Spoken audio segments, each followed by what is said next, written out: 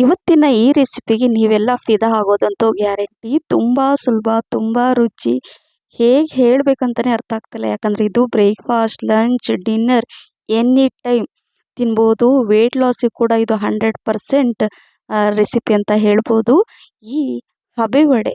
So ಹಬೆ ವಡೆ ಜೊತೆ ಈ ಸ್ವಲ್ಪ ಖಾರ ಖಾರವಾದ ಈ ಚಟ್ನಿ ಜೊತೆ ನೀವು ತಿಂತಾ ಇದ್ದರೆ ಎಷ್ಟು ರುಚಿ ಇರುತ್ತೆ ಗೊತ್ತಾ?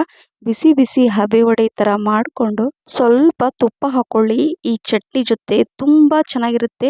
ಬ್ರೇಕ್‌ಫಾಸ್ಟ್, ಲಂಚ್ ಬಾಕ್ಸಿಗಂತೂ ರಿಯಲಿ ಪರ್ಫೆಕ್ಟ್ ರೆಸಿಪಿ.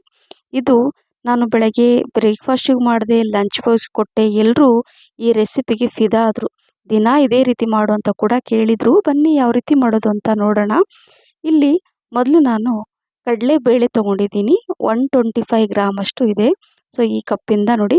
ಹಾಗೆ 80 ಗ್ರಾಮ್ ಅಷ್ಟು ಅಂದರೆ 80 ಗ್ರಾಮ್ ಅಷ್ಟು ತೊಗರಿಬೇಳೆ. ಇದನ್ನು ಕೂಡ ಅದರಲ್ಲೇ ಹಾಕ್ಕೊಳ್ತಾ ಇದ್ದೀನಿ. ಹಾಗೆ 60 ಗ್ರಾಮ್ ಅಷ್ಟು ತೊಗರಿಬೇಳೆ. ಸೊ ಈ 3 ಬೇಳೆಗಳನ್ನ ಸೇರಿಸ್ಬಿಟ್ಟು ಇವತ್ತು ಹಬೆ ವಡೆ ಮಾಡ್ತಾ ಇದ್ದೀನಿ. ಸೊ ಎಷ್ಟು ರುಚಿ ಇರುತ್ತಂತೆ ನೀವೇ ಗೆಸ್ ಮಾಡಿ ಯಾವ ರೀತಿ ಇರ್ಬೋದು ಈ ರುಚಿ. ತುಂಬ ಚೆನ್ನಾಗಿರುತ್ತೆ ಫ್ರೆಂಡ್ಸ್.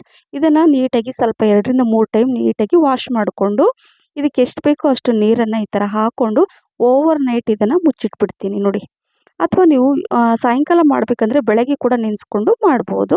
ಸೊ ಈಗ ಮಾರ್ನಿಂಗ್ ನಿಮಗೆ ತೋರಿಸ್ತಾ ಇದ್ದೀನಿ. ಎಲ್ಲ ಬೇಳೆಗಳು ತುಂಬ ಚೆನ್ನಾಗಿ ನೆಂದಿದೆ.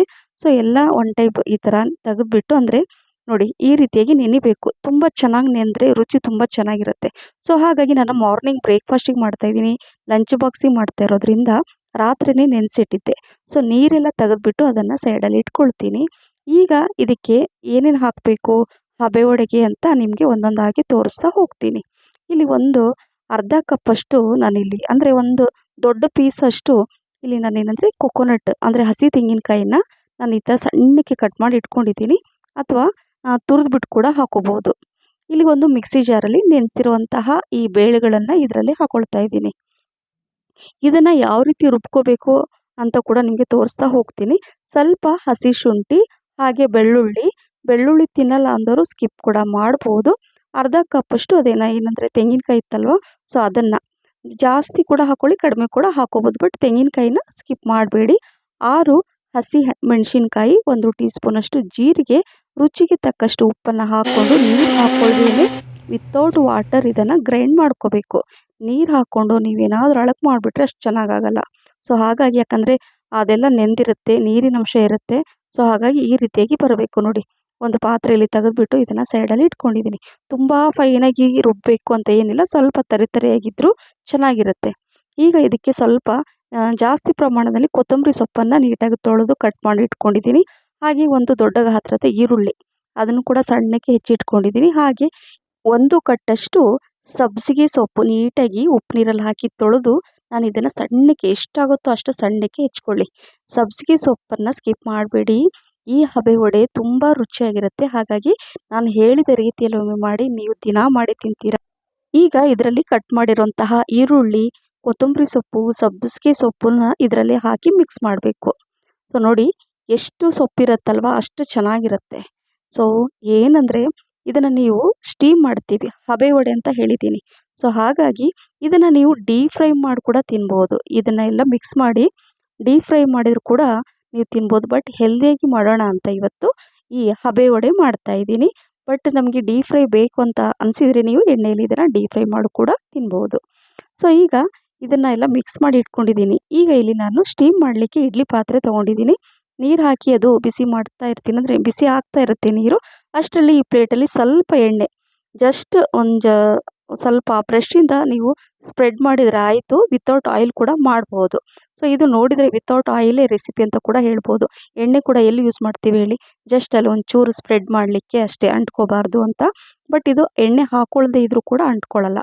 ಸೊ ಈಗ ಎಣ್ಣೆ ಎಲ್ಲ ಸ್ಪ್ರೆಡ್ ಮಾಡಿದ ಮೇಲೆ ಈ ರೀತಿಯಾಗಿ ನೋಡಿ ಈ ವಡೆ ಶೇಪಲ್ಲಿ ನಾನು ಈ ಥರ ಎಲ್ಲ ಮಾಡಿ ಇಟ್ಕೊಳ್ತಾ ಇದ್ದೀನಿ. ಎಲ್ಲ ಪ್ಲೇಟಲ್ಲಿ 4 ಪ್ಲೇಟಲ್ಲಿ ಹಾಕಿಬಿಟ್ಟು ಈಗ ನೀರು ಕುದೀತಾ ಇದೆ. ಸೊ ಅದರಲ್ಲಿ ಈ ಥರ ನಾನು ಇದನ್ನು ಸ್ಟೀಮ್ ಮಾಡ್ಕೊಳ್ತೀನಿ.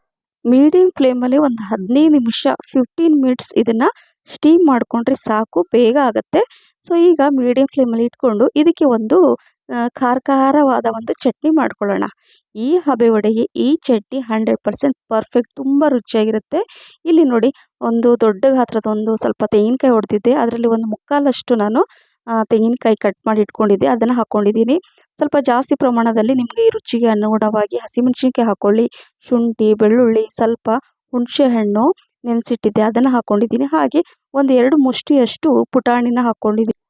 ಹಾಗೆ ಸ್ವಲ್ಪ ಕೊತ್ತಂಬರಿ ಸೊಪ್ಪು, ರುಚಿಗೆ ತಕ್ಕಷ್ಟು ಉಪ್ಪು, ಸ್ವಲ್ಪ ನೀರನ್ನು ಹಾಕ್ಕೊಂಡು ಈ ಚಟ್ನಿ ರುಬ್ಕೋಬೇಕು. ಸೊ ತಟ್ಟಂತ ಹಬೆ ವಡೆ ಆಗೋದ್ರೊಳಗೆ ಈ ಚಟ್ನಿ ಕೂಡ ರೆಡಿ ಆಗುತ್ತೆ. ಸೊ ಹಾಗಾಗಿ ಟೈಮ್ ಕೂಡ ಸೇವ್ ಆಗುತ್ತೆ, ಬೇಗ ಆಗುತ್ತೆ, ಹೆಲ್ದಿ ರೆಸಿಪಿ. ಸೊ ಮಿಸ್ ಮಾಡದೆ ನೀವು ಕೂಡ ಮಾಡಿ ಅಂತ ನಿಮಗೆ ಪದೇ ಪದೇ ಹೇಳ್ತಾ ಇದ್ದೀನಿ ಫ್ರೆಂಡ್ಸ್. ಸ್ವಲ್ಪ ಆ ಮಿಕ್ಸಿ ಜಾರಲ್ಲಿ ಸ್ವಲ್ಪ ನೀರು ಹಾಕ್ಕೊಂಡು ಈ ಥರ ಮಿಕ್ಸ್ ಮಾಡಿಕೊಂಡ್ರೆ ಈ ಚಟ್ನಿ ರೆಡಿ. ಇದಕ್ಕೆ ನೀವು ಒಗ್ಗರಣೆ ಕೂಡ ಕೊಡ್ಬೋದು, ಬಟ್ ನಾನಿವತ್ತು ವಿತೌಟ್ ಆಯಿಲ್ ರೆಸಿಪಿ ಮಾಡೋಣ ಅಂತಲೇ ಇದಕ್ಕೆ ಒಗ್ಗರಣೆ ಕೂಡ ಹಾಕ್ತಾ ಇಲ್ಲ. ಸೊ ನೋಡಿದ್ರಲ್ಲ, ಈ ಚಟ್ನಿ ಸೈಡಲ್ಲಿ ಇಟ್ಕೊಂಡು ಅಷ್ಟರಲ್ಲಿ ಈ ಹಬೆ ವಡೆ ಕೂಡ ರೆಡಿ ಆಯಿತು. ನೋಡಿದ್ರಲ್ಲ ಎಷ್ಟು ಚೆನ್ನಾಗಿ ಕಾಣಿಸ್ತಾ ಇದೆ ಅಂದರೆ, ರಿಯಲಿ ಫ್ರೆಂಡ್ಸ್, ಈ ರುಚಿ ಚಿಕ್ಕವರಿಂದ ಹಿಡಿದು ದೊಡ್ಡವರು ಎಲ್ಲರೂ ಇಷ್ಟಪಟ್ಟು ತಿನ್ನುವಂತಹ ಈ ರೆಸಿಪಿ 100% ಹೆಲ್ದಿ ರೆಸಿಪಿ ಅಂತ ಕೂಡ ಹೇಳ್ಬೋದು. ಸೊ ಬೇಳೆಗಳಿಂದ ನಾವು 3 ರೀತಿಯ ಬೇಳೆಗಳ ಹಾಕಿಬಿಟ್ಟು ಮಾಡಿದ್ದೀನಿ, ಅದರಲ್ಲಿ ಸೊಪ್ಪು ಕೂಡ ಇದೆ. ಸೊ ಹಾಗಾಗಿ ಇದು 100% ಹೆಲ್ದಿ ರೆಸಿಪಿ ಅಲ್ವಾ, ವಿತೌಟ್ ಆಯಿಲ್ ರೆಸಿಪಿ ಅಂತ ಕೂಡ ಹೇಳ್ಬೋದು. ನೋಡಿ, ಎಲ್ಲೂ ಕೂಡ ಅಂಟ್ಕೊಂಡಿಲ್ಲ, ಪರ್ಫೆಕ್ಟಾಗಿ ಹೇಗೆ ಬೇಕೋ ಹಾಗೆ ಬಂದಿದೆ. ಈ ರುಚಿ ನೀವು ಯಾವ ಹೋಟೆಲ್ ರೆಸ್ಟೋರೆಂಟಲ್ಲಿ ಕೂಡ ಖಂಡಿತವಾಗ್ಲೂ ಸಿಗಲ್ಲ. 100% ಅಷ್ಟೊಂದು ರುಚಿಯಾಗಿತ್ತು. ಸೊ ಈಗ ಇದನ್ನೆಲ್ಲ ತೆಗೆದುಬಿಟ್ಟು ಇಟ್ಕೊಳ್ತಾ ಇದ್ದೀನಿ. ಇದು ಬ್ರೇಕ್ಫಾಸ್ಟ್, ಲಂಚ್, ಡಿನ್ನರಿಗೆ ಕೂಡ ಮಾಡ್ಬೋದು, ಅಥವಾ ಏನಾದರೂ ಸ್ಪೆಷಲ್ ಒಂದೇ ರೀತಿ ಬ್ರೇಕ್ಫಾಸ್ಟ್ ತಿಂದು ಬೇಜಾರಾಗಿದ್ದರೆ ಇದನ್ನು ನೀವು ಮಿಸ್ ಮಾಡದೆ ಮಾಡಿ. ನೀವು ಅವಾಗವಾಗ ಏನು ದಿನ ಮಾಡಿ ತಿನ್ನೋದಂತೂ ಗ್ಯಾರಂಟಿ. ಅದ್ರ ಜೊತೆ ಈ ಚಟ್ನಿ ಎರಡೂ ಇದ್ಬಿಟ್ರೆ ಸಾಕು, ಎಷ್ಟು ರುಚಿ ಇರುತ್ತೆ ಅಂದರೆ ಅದು ಹೇಳೋಕ್ಕೆ ಆಗಲ್ಲ. ನೋಡಿ, ತೋರಿಸ್ತಾ ಇದ್ದೀನಿ, ನೋಡಲಿಕ್ಕೆ ಎಷ್ಟು ಚೆನ್ನಾಗಿ ಕಾಣಿಸ್ತಾ ಇದೆ ನೋಡಿ, ಅಷ್ಟೇ ರುಚಿ, ಅಷ್ಟೇ ಅದ್ಭುತ ಅಂತ ಹೇಳ್ಬೋದು. ಹಾಗಾಗಿ ಮಿಸ್ ಮಾಡದೆ ನೀವು ಕೂಡ ಮಾಡ್ತೀರಲ್ವ. ಈ ಹಬೆ ವಡೆ, ಈ ಚಟ್ನಿ ಹೇಗೆ ಬಂತು ಅಂತ ಕೂಡ ತಿಳಿಸಿ. ಇದು ನನ್ನ ಹಸ್ಬೆಂಡಿಗೆ ಬ್ರೇಕ್ಫಾಸ್ಟಿಗೆ ಕೊಟ್ಟೆ, ಹಾಗೆ ಲಂಚ್ ಬಾಕ್ಸಿಗೆ ಕೂಡ ಅವ್ರು ತೊಗೊಂಡೋದ್ರು. ಯಾಕಂದರೆ ಈ ರೀತಿ ಅವರಿಗೆ ರೆಸಿಪಿ ಮಾಡಿದರೆ ರಿಯಲಿ ಅವ್ರು 3 ಹೊತ್ತು ಕೂಡ ತಿಂತಾರೆ. ಸೊ ಮಕ್ಕಳು ಕೂಡ ಎಲ್ಲರೂ ಇಷ್ಟಪಟ್ಟು ತಿಂದರು, ನಿಮಗೂ ಕೂಡ ಇಷ್ಟ ಆಗುತ್ತೆ. ಸೊ ಮಿಸ್ ಮಾಡದೆ ಮಾಡ್ತೀರಲ್ವಾ. ಸೊ ಈ ರೆಸಿಪಿ ನಿಮಗೆ ಇಷ್ಟ ಆಗಿದ್ದರೆ ಲೈಕ್, ಶೇರ್, ಕಮೆಂಟ್ಸ್ ಮತ್ತು ಸಬ್ಸ್ಕ್ರೈಬ್ ಮಾಡಿ. ನಿಮ್ಮ ಫ್ರೆಂಡ್ಸ್ ಮತ್ತು ಫ್ಯಾಮಿಲಿ ಕೂಡ ಶೇರ್ ಮಾಡಿ. ಹಾಗೆ ನನ್ನ ಫೇಸ್ಬುಕ್ ಪೇಜ್ ಫಾಲೋ ಮಾಡೋದನ್ನು ಕೂಡ ಮರಿಬೇಡಿ. ನನ್ನ ಹಸ್ಬೆಂಡಿಗೆ ಲಂಚ್ ಬಾಕ್ಸಿಗೆ ಕೊಟ್ಟೆ. ಹಾಗೆ ನೋಡಿ, ಬಿಸಿ ಬಿಸಿ ಇರುವಾಗ ನೀವು ಸ್ವಲ್ಪ ತುಪ್ಪ ಹಾಕಿ ಕೂಡ ತಿನ್ಬೋದು, ಅಥವಾ ವಿತೌಟ್ ತುಪ್ಪ ನಿಮಗೇನು ಬೇಡ ಹಾಗೆ ಕೂಡ ತಿನ್ಬೋದು. ತುಂಬ ರುಚಿಯಾಗಿರುತ್ತೆ. ಈ ಚಟ್ನಿ ಜೊತೆ ತಿಂತಾನೆ ಇರ್ತೀರ. ಮಿಸ್ ಮಾಡದೆ ಮಾಡಿ. ಮತ್ತೆ ಸಿಗ್ತೀನಿ. Thank you for watching. Bye, take care.